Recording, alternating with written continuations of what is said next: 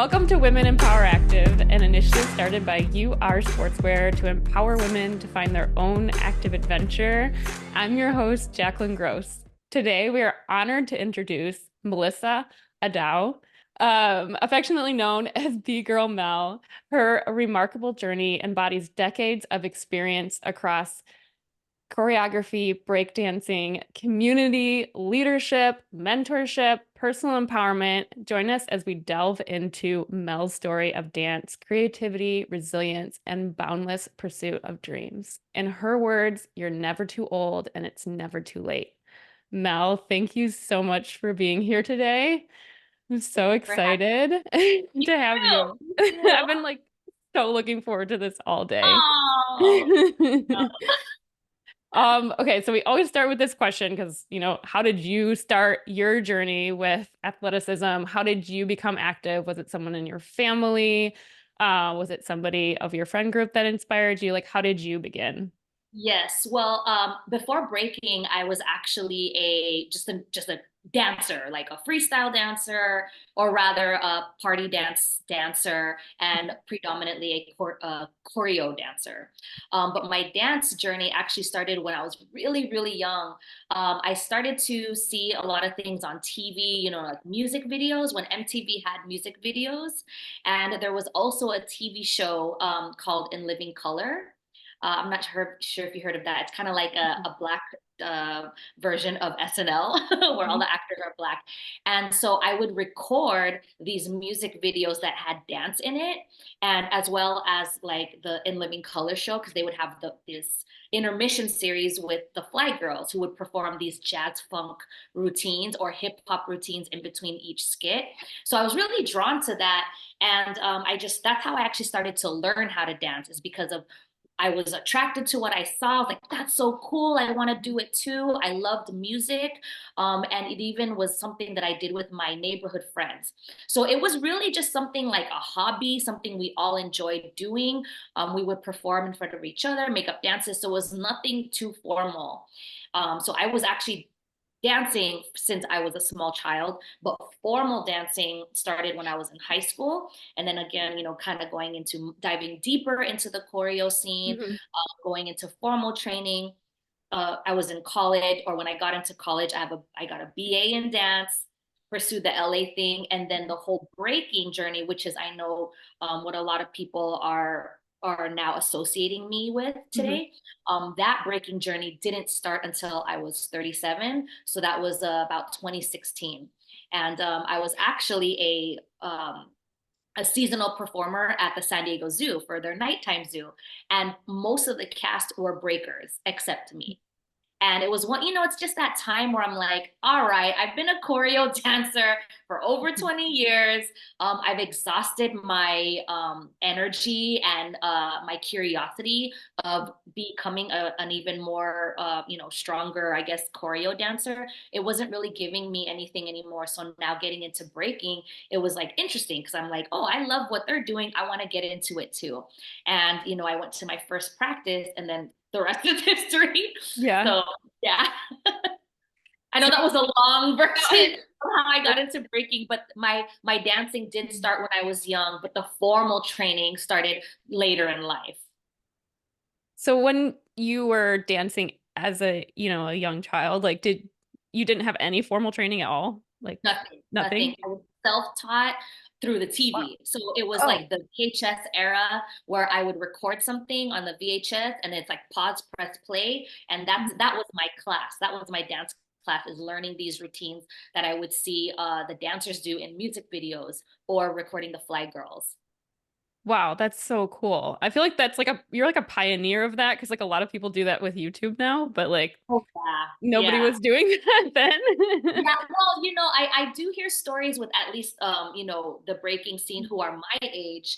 They all learn through VHS as well. They Oh, would okay. like, or they would this is obviously not, this is frowned upon now, even though people do it, but they would like bite other people's moves and then do it, in Mhm. other battles, but they would learn other people's moves through these VHS tapes, and they would call it like gold because at the time it's Mhm. hard to get access to these VHS tapes, back in the late 90s, early 2000s.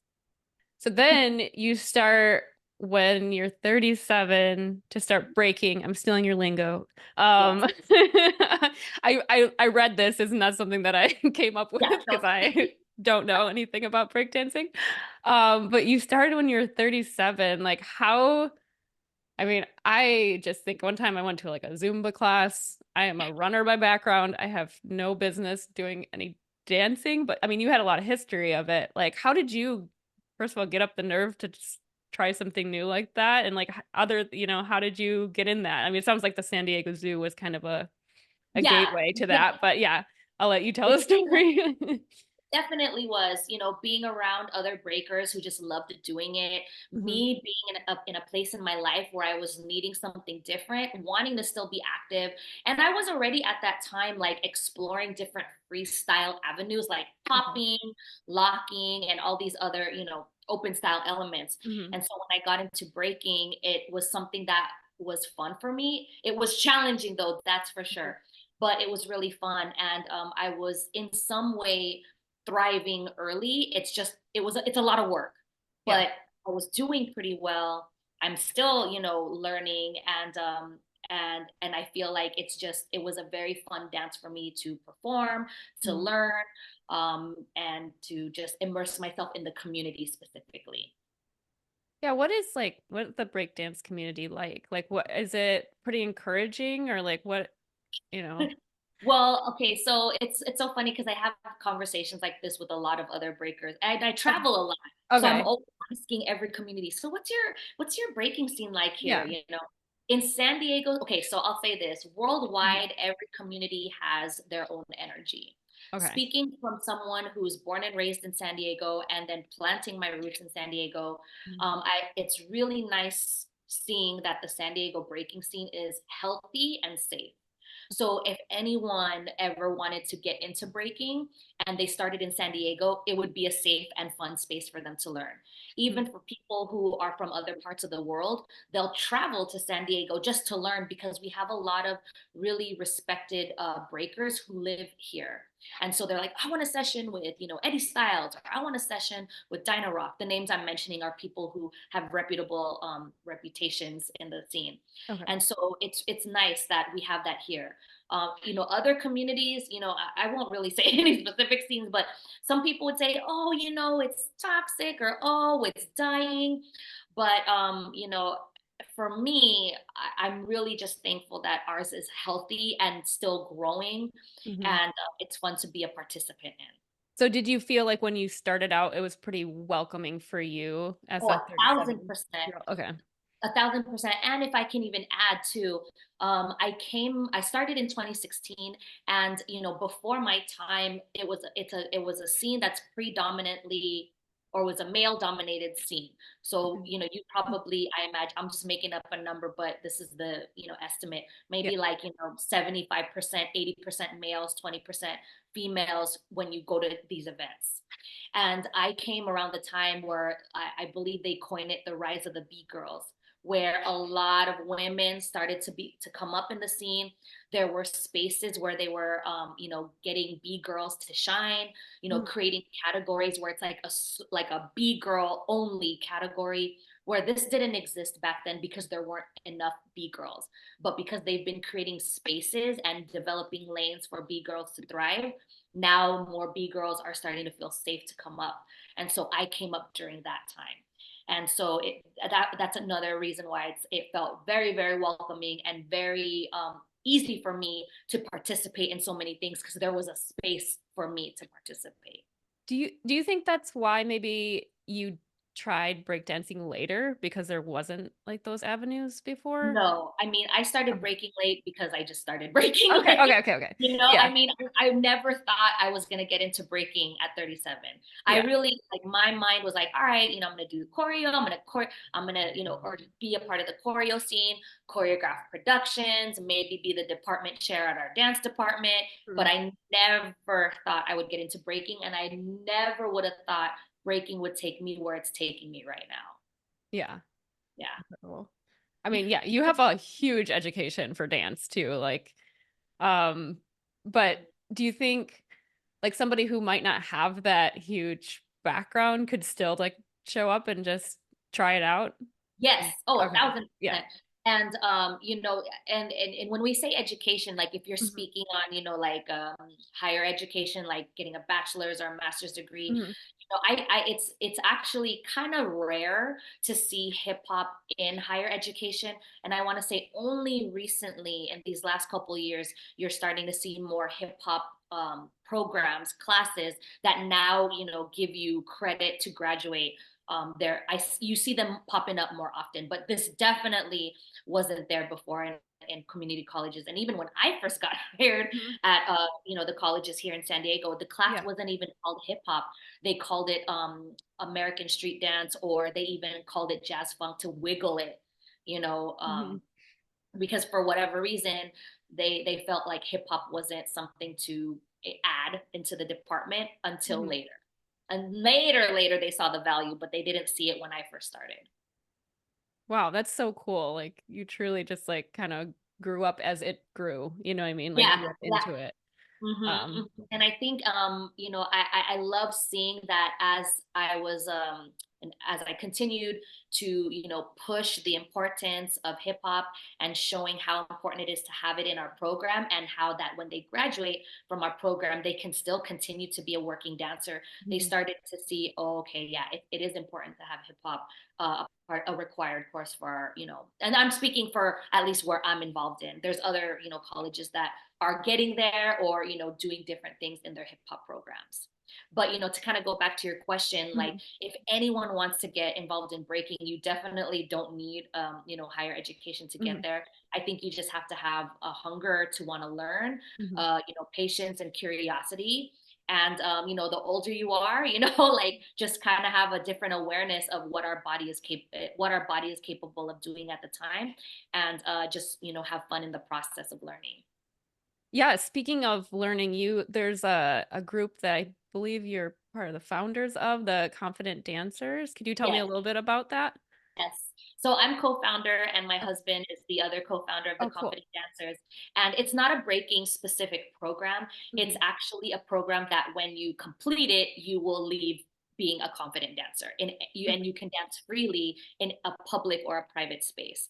And the reason why we created the Confident Dancers is because what I was able to create in person at the colleges, we wanted to create it online and make it accessible for people to experience what I'm able to teach in person, but online. So, our first, batch of students, we actually had people representing from, the East Coast, from Germany, here in the West Coast, where what I was teaching at the colleges, I'm basically just plugging it in this online course. And it's been really exciting, so it's nice to see that what I was able to apply here in SoCal, or in the colleges here in SoCal, Hmm. also applies, resonates, and people feel so connected and empowered through this online format. So it's like something's happening, something's Yeah. working, and we're still in the process of like continuing to develop it, and just kind of get more people to be aware of this program, because it's fairly new. Yeah. Yeah. No, it sounds awesome just because like I know like even myself, like I've always been like so impressed with dancers because I'm like a runner and so I'm very stiff and rigid with my like lateral movement is not great for me. And just like watching that dance motion and just being like fluid is just Mhm. so cool. But even when I do get in public settings, I do feel super uncomfortable dancing in front of people. It's not that I can't dance, it's just that you don't have like you have to find that like freedom of like self-acceptance too, which I feel is like a big part of like what you preach. Yes. um some of your Mhm. I mean, I was watching some of your content and it was just like talking about all those like kind of negative self-talks and getting out of your own head. Is that kind Mhm. of like what you used to start out for when you Yes. started out or Yes, well, I'm glad you mentioned that too, yeah. because confident dancer, we do learn dance skills, Mhm. but it's also a mindset based program. So we're become when you we go people register, or people sign up for this program because there's obviously a pain point going on within themselves, and they just want to Mhm. be able to break out of that. Yeah. And we use and so when we calling it the confident dancer, we're drawing a lot of people who just want to build confidence in their life. And Mhm. we're using dance as a way to get them, as a way for them to access this confidence. So yeah, okay, they're learning dance skills, which they're probably, excited to learn, Yeah. but they're not just going to have confidence in dance. They're going to have confidence in life already, being able to talk to people, job interviews, knowing that they could pursue other things in their life. Mhm.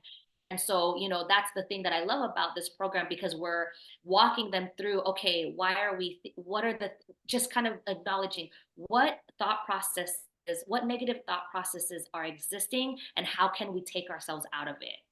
So that's also what's happening. And my husband's really great at doing that. So he's spearheading a big portion of that as well. Yeah, that's amazing because that's definitely one of the top things that stops people from trying something new too, is just that they just don't, either they're worried about what they look like, or Yeah. Oh, that yeah. they don't Mhm. know everything. Like that kind of gets you over not just dance, but yeah, going to a job interview, going to meet up with a group of people that you've never met before. Like it's just a really good gateway to all different types of things. So Yeah.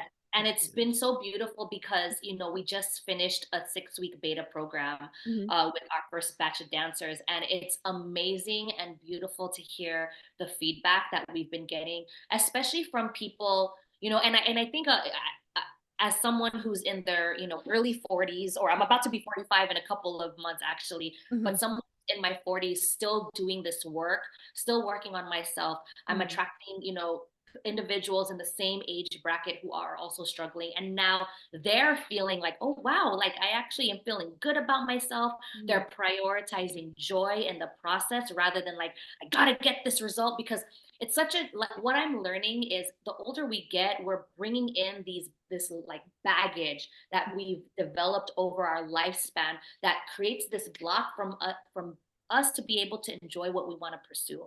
And because dance and breaking specifically is such a form where people are like, all right, you got to be young. I'm too old for this. I'm too old for this stuff. Yep. And it's like, no, we're not. Like, our mind or the people around us are telling us that we're too old, but we are not too old for this.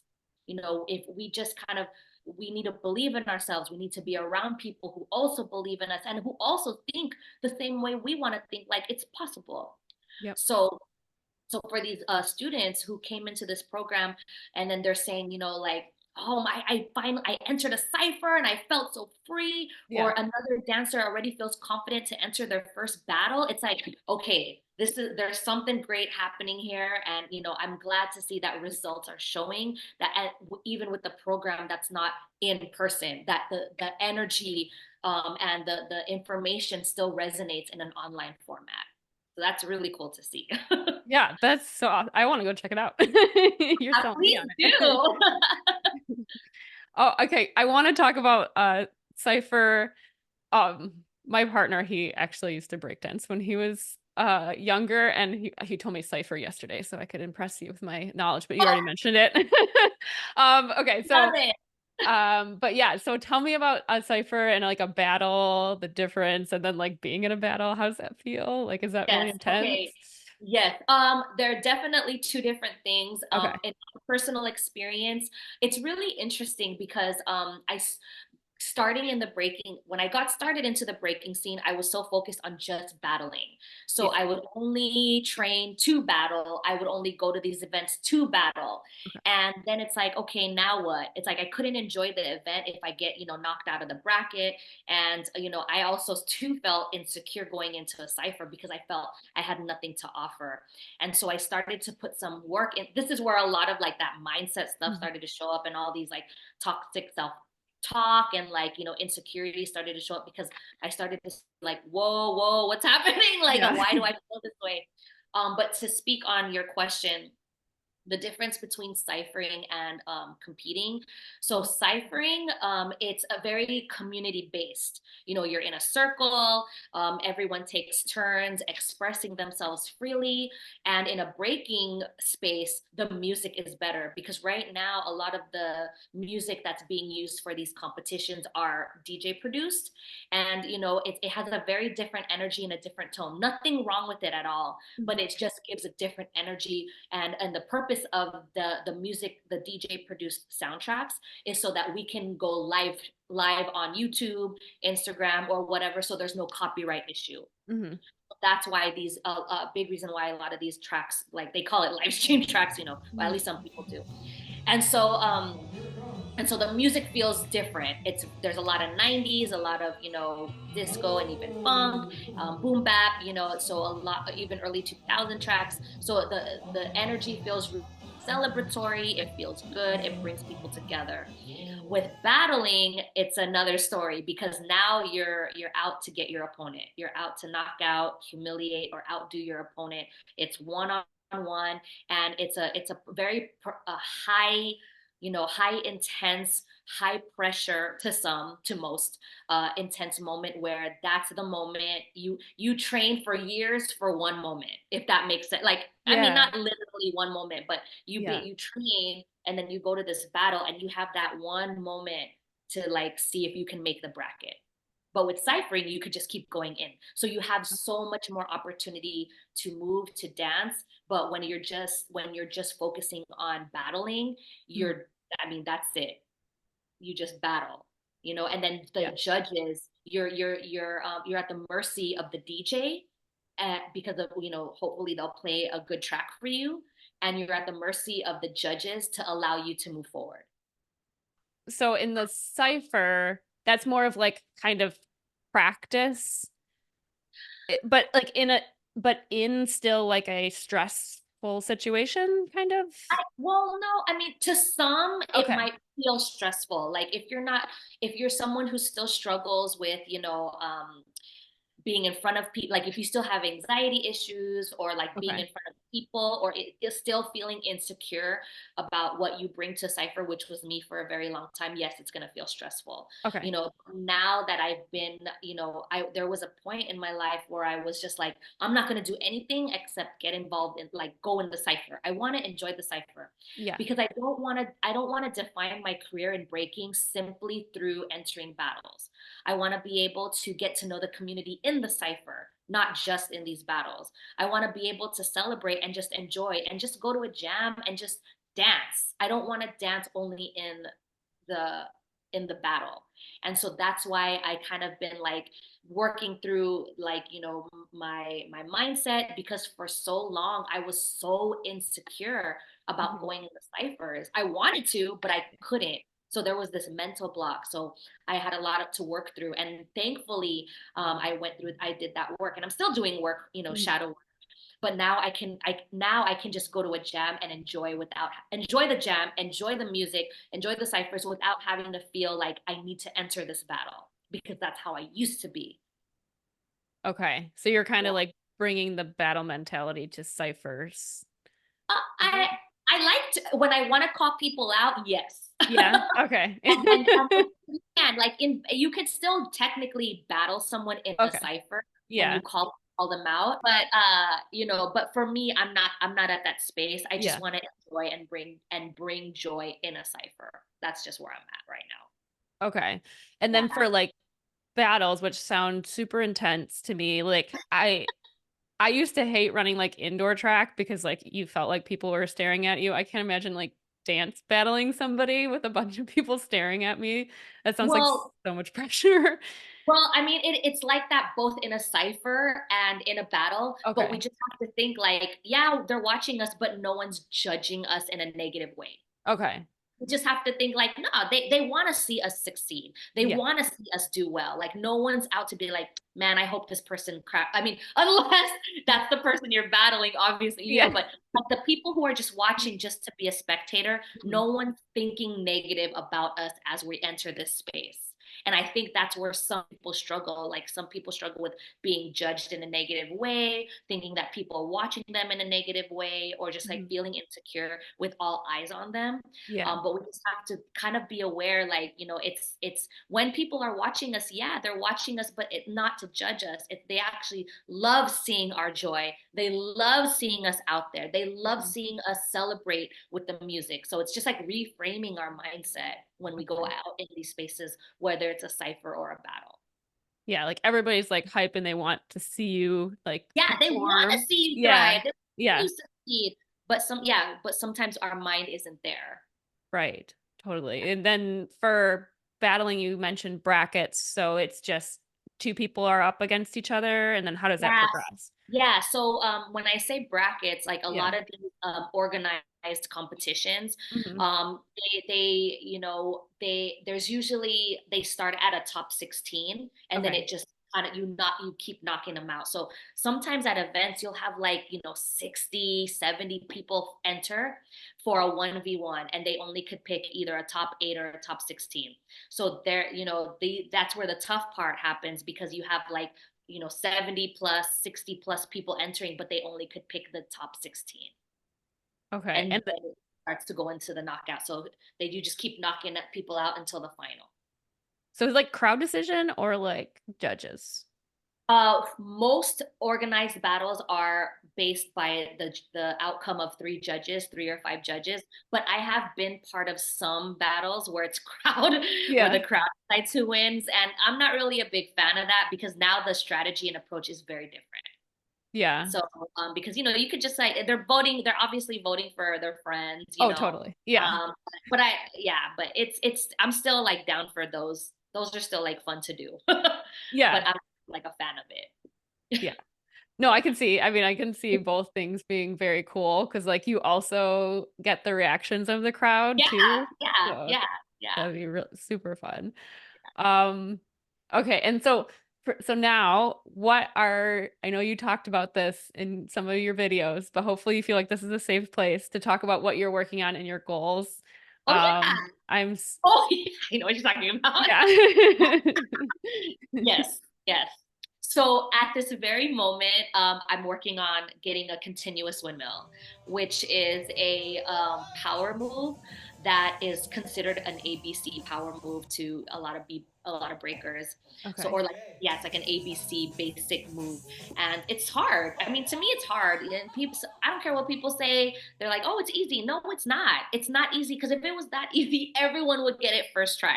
You Right. know, and but it's been fun for me as of lately.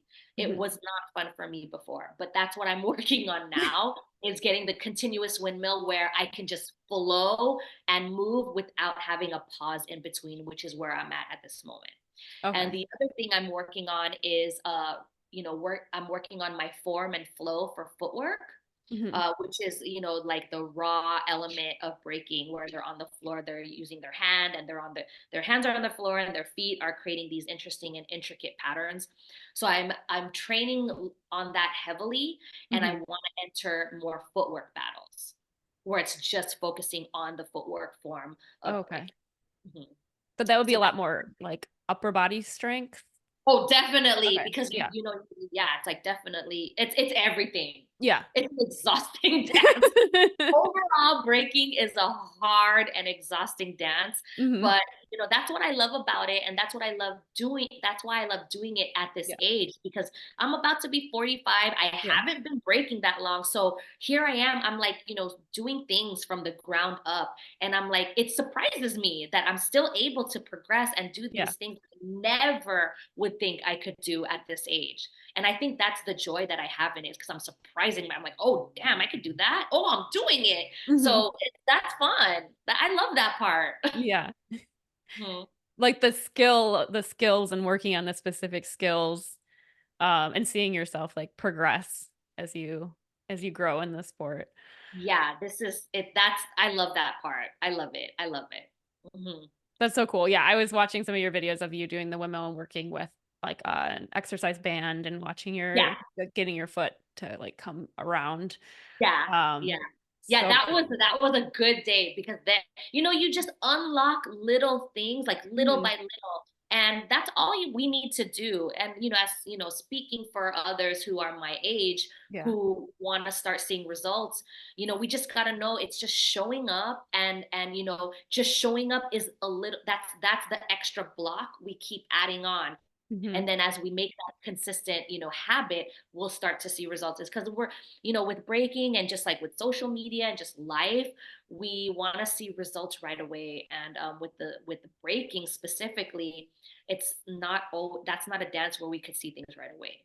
It takes we're building muscle, we're unlearning things in our mind. So there's so much work that goes along with it, with thriving in this dance and being able to enjoy this dance as well. Yeah, but it still sounds like even if you just start out and you don't have any skill, there's a lot that you can work on when you first start out that doesn't involve like, oh, I'm not strong enough or I can't pick up the move right away. There's like so much more that you could be doing that you could still see like some progression on. Oh, a You know what I thousand mean? percent. Yeah. Yes. Yeah. Yes. To Hmm. keep you interested and keep you going. Yes. I think of this a lot like climbing where you're working on a specific technical skill and I definitely feel a lot of, strength as I move in that way and like I really can appreciate my body for making those moves. Yeah. Um do you feel like getting into this later on has kind of like grown you in other ways too, like mentally, like may you not have looked at yourself or kind of dug as deep into your Oh, emotions if it wouldn't have been for yes. breakdancing? Oh, yes. Yeah. I will say this often where I'm a true believer that breaking came into my life late for a reason, and that's to save me. It's to Mhm. heal me. It's to allow me to see all the insecurities, the mindsets, the toxic self-talk that I didn't realize was so ingrained in me, and that I need to work on it. Yeah. So it's like I didn't realize I was living my life and I had all these things going on in my head, but I was sweeping it under the rug. And breaking forced me to face it and to work on it because at the end of the day, I want to enjoy my life. I want to be Mhm. happy. I want to be at peace. I want to be healthy and I want to break. You know, and Yeah. in order for me to do all of that, what I just mentioned, I need to do that shadow work. I need to do Mhm. that inner work. And for me to grow physically, I need to prioritize the mental. And I didn't learn that until breaking came into my life. So much mental growth has happened to me I would say the last maybe 2 years in since I started breaking. So it's wild. Breaking truly saved my life. That's so cool and such like an advertisement for breaking. I think oftentimes like I appreciate the fact that like I've come so far with these issues, but then it's also like looking back on it, you're like, oh man, how much further could I have come if I hadn't had this like experience growing up Yeah. or issue growing up. But yes, I But yeah, appreciate it. Yeah. that's where I would think like that too. But Mhm. it's like, life life is life, and life Mhm. brings us what they bring us at its divine timing. And so I because I would think the same way too. Yeah. I'm like, I wish I started breaking earlier, then I wouldn't have to do this. But if that would have happened, I probably would still have the same insecurities, the Mhm. same self-love issue, or I wouldn't have the self-love issue or things, Yeah. that I'm working on. I would have so much like cracks going on, in my mental health, or if I can use that in this moment. If Yeah, if I would have started breaking early. So life really has our back to bring the lessons at the right timing for us to understand them. That's so true. Yeah. Yeah. I'm right there with you. I'm just like Yeah. I do this podcast for others to start new things, but I also do it for me to like just learn from everyone that I speak with Oh and yeah, I love definitely this stuff. Yeah. yeah, it's definitely changed a lot for me. Yeah. Going from that to like we always ask this question and I think it's a great time to do it is that any words of empowerment that you would give others who might want to try new things or maybe Yes. are, on their journey to try new things but just need a little bit of encouragement. Yes. So definitely just starting it off with, you're never too old and it's never too late to pursue your dreams. And the reason why some of us think that we're too old for this is it's not we are too old for this. It's because societal norms tell us we're too old for this, or the people around us have already like accepted that we're too old for this. we shouldn't have to accept and be okay with it. Like if there's a drive in us, try it. And be around others who also think like that too, be around others who empower you, who empower that drive that yes, we can do it. Mhm. Because when we're around the right energy, that's what will allow us to thrive. Something that I've learned is that, for me, for breaking, it's not about being around the best B girls or B boys. It's not around being champions that's going to allow me to grow. It's being around the right energy that supports me in my growth, that's going to allow me to grow. So it could be someone at my level, someone at like maybe not even at my level, but they're in the right mental headspace to keep me grounded to pursue what I want to do. So for anyone out there who wants to pursue something at a later age, yes, you can do it. Yes, it's possible. Find a community that supports you and believes in you and who is your cheerleader, because that's going to be the energy to allow you to thrive. Love that. Just giving it a little space. That's so great and so true.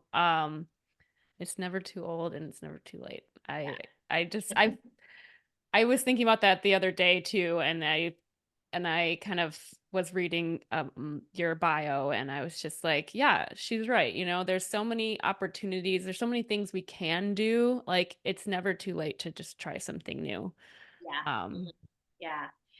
And it's wild because just engaging with the people on my social media, there's so many people out there who I didn't like. People, there's so many people like, wow, I can do this. They need to be around others who are doing it too. yep. And so that's what I mean about community. We need to surround ourselves or attract people who are also pursuing things at a later age, and they may not necessarily be breaking, but just something, because it's the energy that keeps us going. It doesn't have to be the exact same hobby. And so being in a that's kind of what I love about my social media at the moment. I Mhm. feel like it's become a safe and empowering space for Mhm. others to feel like, you know what, when I go to Mel's page, I know I could do it. I know I could do this. I feel empowered, and that's what I'm talking about, is being around people who give you the energy to know that you can do it. And it's not anything like fake or anything like that. No, it's just an energy to support you. That's all we need. Yep.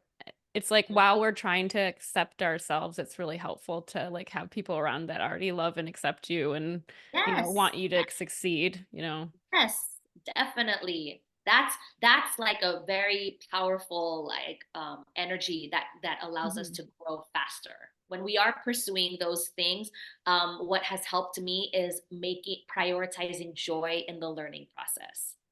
To not, to not get down on ourselves or discouraged when we don't see the results that we want to see in the timeline we want to see it. To have this sense of gratitude, that like to thank our bodies that we can do this at this age, to thank life, thank the universe that it's showing up in our lives, that we can continue to do something that we love. And even though it's okay that it's not at the process and timeline that we want to see it, but like to be grateful that we're doing it. And so when we have that sense of gratitude, it also changes our experience as we're growing in this passion. As like you were saying, like that positive self-talk that Mhm. you keep telling yourself.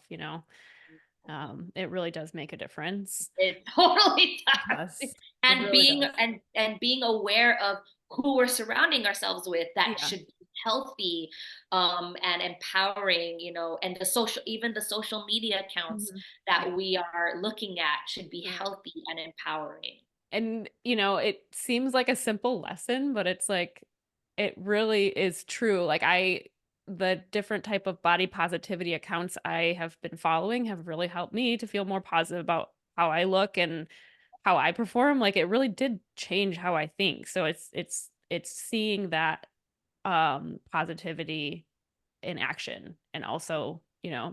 So who you're around is like really, really important. Oh, that is key for Yeah. sure. Yeah. You almost have to be, when you're younger, you had your parents were kind of saying what you could and couldn't watch, like, oh, you can't watch R-rated movies or whatnot, or however you grew up. I'm not sure. But But now, like, you kind of have to be that keeper of like regulation of I'm not going to watch this because it's going to impact me negatively. I'm going to feel bad. Like, you kind of have to be that person to stop Yeah. yourself from Yeah. engaging You with it. know, and for even for that, like Yeah. sometimes it's just like being aware later. Yeah. It doesn't, we won't know until later. Yeah. And so there's that like that awareness that that kind of you start to fine tune that awareness as we're more in tune with Yes. knowing that. Mhm. Yes. 100%. Yeah. And then any plugs that you would like to put out there? Definitely. I Okay. would love to, you know, let everyone listening know that to follow the confident dancer Mhm. if you are looking to empower yourself through dance and to build confidence. Anyone who wants to learn how to dance freely and confidently in a private or public space, you know, we're about to launch our 8-week program in April, and so stay connected with us. Follow the Confident Dancers on Instagram and on TikTok, and we'll be sharing some really exciting information on how you can be a part of our program. Okay. It's an online program. We also have we'll have weekly group Yeah. calls, monthly live Zoom classes. You know, you can have you can connect with me on the chat, and there's follow-alongs. I mean, there's tons of resources to get you, you know, to be a confident dancer. And then your handle. Is at B Girl Mel, Nice. BGIRLMEL. I hope B Girl Mel. Yeah. Awesome. Thank you for listening to another episode of Women Empower Active. You can follow me personally. That's at Jacalyn Gross, JACALYNGROSS.